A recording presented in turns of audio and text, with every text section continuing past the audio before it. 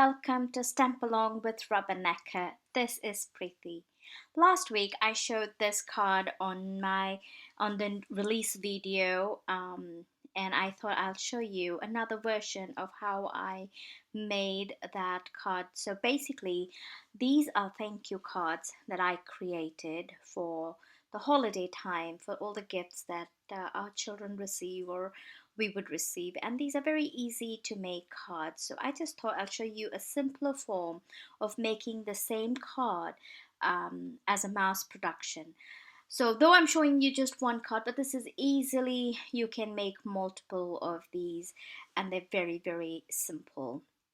So I'm starting off by stamping the holly stamps and the berry stamps from the Winter Wonderland stamp set, which was released on the 16th this month. And I'm using Copic friendly ink. I'm using Memento black ink. Now, you don't necessarily have to use Copics to color these images. You can also color them with watercolor. Whatever medium you are comfortable with, you can definitely color them with that. But I just want to show you how I colored these hollies and these berries using my Copic. So I started off with G28, which is my darkest of the green, and I'm laying it where the vein lines of the leaf is. So wherever the vein line is, it's going to cast a shadow on top of the leaf surface. And then I'm going to blend the darkest color with the next color, which in my case it's G24. And then I'm going to keep blending it until I see that the green is almost disappearing. The darker green is almost blending into the lighter green. And then I'm going to blend this entire green with the lightest green, which is G21.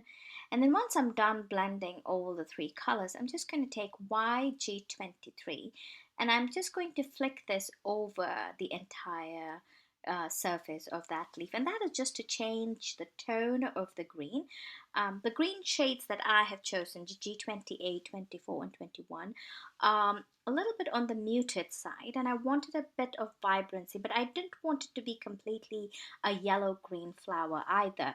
So what I did is I laid the base with the G color, with the G28 color, and then I added a little bit of a yellow green color on top of it, just to change the tone, or rather the hue of the green itself. And that's one way of just adding a different shade, or adding another, creating another shade of green. So here you can see I'm repeating that same process again on the bigger leaf here, so you can see it once more. I am not going to show you the coloring process for all the leaves because it did take me a while. Again, as I said, Copics does take a while to color, but you can also do this with any coloring medium. You can use watercolor, you can use color pencils, you can even do ink pads to color these images as well, and maybe one of these days I will do a video on that as well. And now moving on, and I'm going to show you how I colored the berry. So I'm taking the darkest color, which is R59, and I'm laying it only in the shadow areas, so wherever there is a berry overlapping another berry, or in the places that I think there would be a shadow that is cast by the berries. And then I'm taking R29 and I'm blending that color. I'm blending that color with that with R29, and then R24, and then I'm going to end it with R22. Now, when I'm blending, I'm making sure to leave a tiny bit of white to show the reflected light, because I want the berries to look as if they're shining, and there's light reflecting on them, and they have a reflection on them, like a highlight on them. If you're unable to keep that white, if you're unable to leave that white, but sometimes it's a little difficult because Copics tend to bleed easily.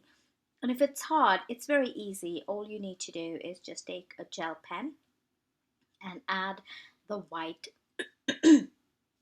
highlights back, and you will see that eventually, as I'm doing it, that I just take a gel pen and I add a white highlight where I accidentally colored the entire berry without leaving that white highlight.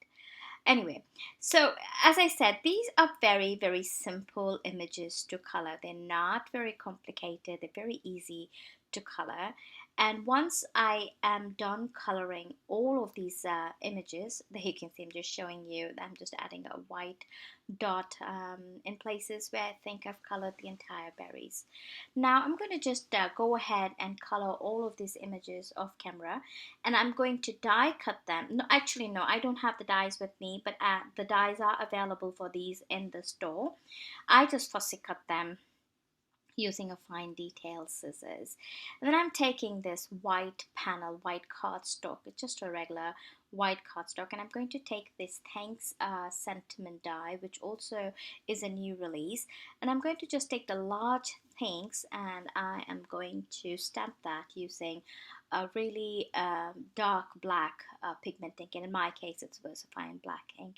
And then I'm going to die cut this Thanks using the circle, nested circle die.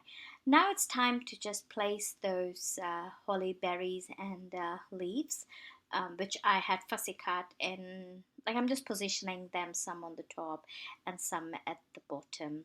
And I really like the combination of greens and reds and blacks and whites. Kind of gives me a bit, like when you look at the Christmas puddings, have you seen, I don't know if you know that, but Christmas puddings, they have this darker brown texture and then you have that white icing on them, and usually there would be this fondant holly berries on top of it. It looks, when I looked at this this element that I'm creating, it so much reminded me of Christmas pudding. Anyway, so all I did is I placed two clusters, one on the top of the things and one at the bottom on that circle die cut.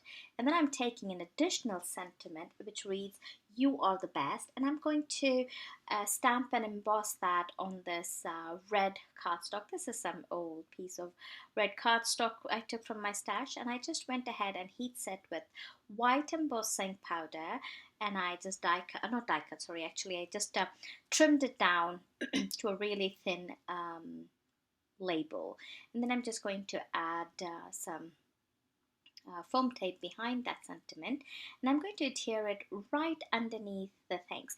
So the thanks sentiment that I have stamped there is it's a little in an angle, and I did that purposely and I forgot to tell you that. So I stamped the thanks in an angle, but made sure that the additional sentiment that I adhered underneath it is straight. And then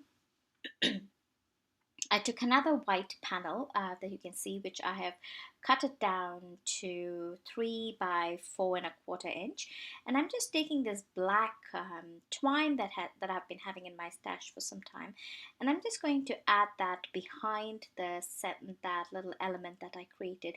It almost looks like a what you call, like a ornament, and that's what I was going for, was to create a hanging ornament, and to make this look like a hanging ornament.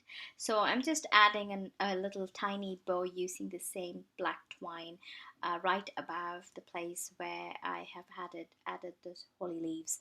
And then I'm going to add some foam adhesive right behind this element, and I'm going to adhere that to that rectangular white panel that you see on the left side.